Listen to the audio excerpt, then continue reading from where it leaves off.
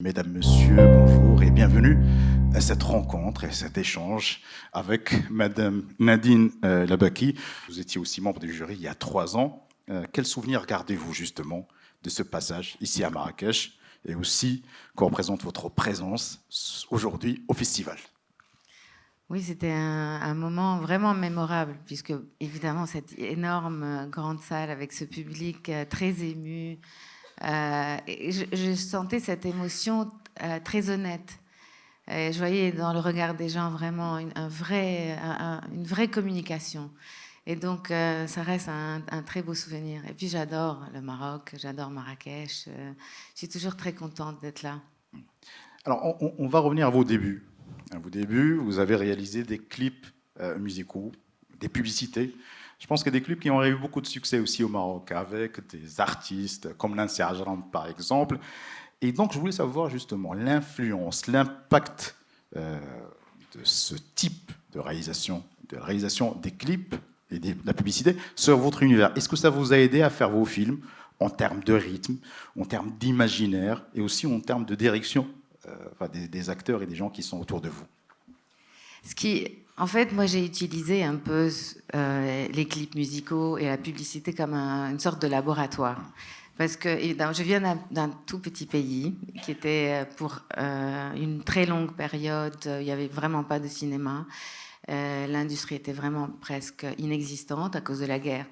Donc, faire des films était vraiment une entreprise très, très, très difficile. Et j'avais pas eu la chance de travailler sur les films des autres parce qu'il n'y avait pas du tout de films qui se tournaient. Donc, je me suis dit, la meilleure manière peut-être d'apprendre vraiment et d'utiliser vraiment cet outil et d'expérimenter, c'était vraiment à travers ce que je pouvais avoir entre les mains. Et c'était à ce moment-là les clips musicaux et la publicité. Donc, j'ai appris un peu à expérimenter avec différents styles, différentes manières de faire, à pouvoir raconter une histoire en très peu de temps. Ça vous impose un rythme aussi. particulier? Ça m'imposait un rythme et c'était aussi une manière de me tester. Des fois, j'ai prétendu savoir faire, réaliser une pub ou un clip musical sans vraiment avoir aucune idée de ce que j'allais faire. Vous êtes aussi vous avez la particularité d'être à la fois réalisatrice, mais vous êtes aussi actrice. Parce qu'avant de réaliser, vous avez le don et dans des films.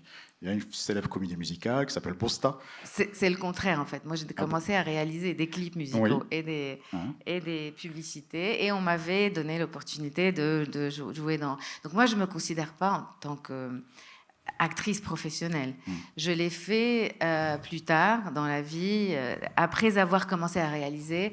Je sais pas, j'ai commencé à ressentir en moi cette envie de m'exprimer autrement, m'exprimer avec ma voix, avec mon intonation, mon corps, vouloir dire des choses d'une autre manière. Et donc c'est comme ça que j'ai commencé à jouer. Oui. Donc vous avez joué dans Bosta, mais aussi vous jouez dans la plupart de vos films. Vous avez joué dans Caramel, vous avez joué Hellel Hawaïen, et maintenant on va où? Vous avez une apparition un peu furtive, un peu à la Hitchcock dans votre dernier film, Capharnaüm. Comment vous conciliez justement les deux rôles?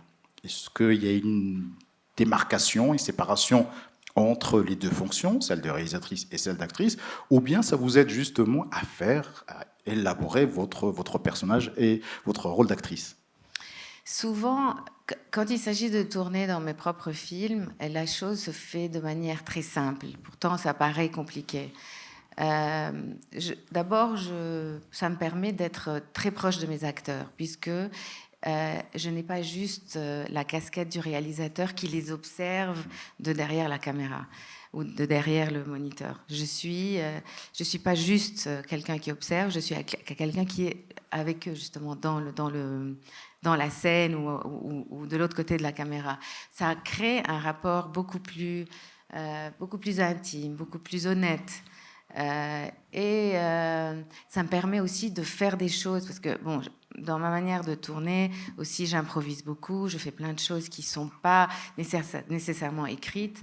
Donc ça me permet aussi de créer des moments ou créer des petites surprises pour que les acteurs réagissent de manière plus authentique ou plus honnête, puisque souvent je travaille aussi avec des acteurs des non professionnels. Donc ils ont besoin aussi d'être rassurés, ils ont besoin. Donc c'est une sorte de jeu en fait qui me permet d'être d'abord plus proche de mes acteurs, de pouvoir les faire réagir de manière beaucoup plus improvisée, beaucoup plus instinctive, beaucoup plus honnête.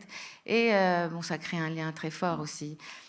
Et quand je joue avec d'autres réalisateurs, en fait, ça me permet de mieux les comprendre aussi, puisque je suis aussi de l'autre côté de la caméra. Je comprends aussi très bien la fragilité d'un réalisateur, les doutes du réalisateur. Je sais comment ne pas le déstabiliser, parce que des fois, il y a souvent une question mal placée ou une manière de regarder avec un petit doute, le réalisateur déstabilise complètement.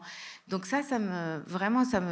je comprends mieux le réalisateur et je sais comment, si jamais j'ai besoin de faire une intervention ou de poser une question ou de changer quelque chose. Je sais comment le faire de manière à ne pas déstabiliser la confiance en fait du réalisateur.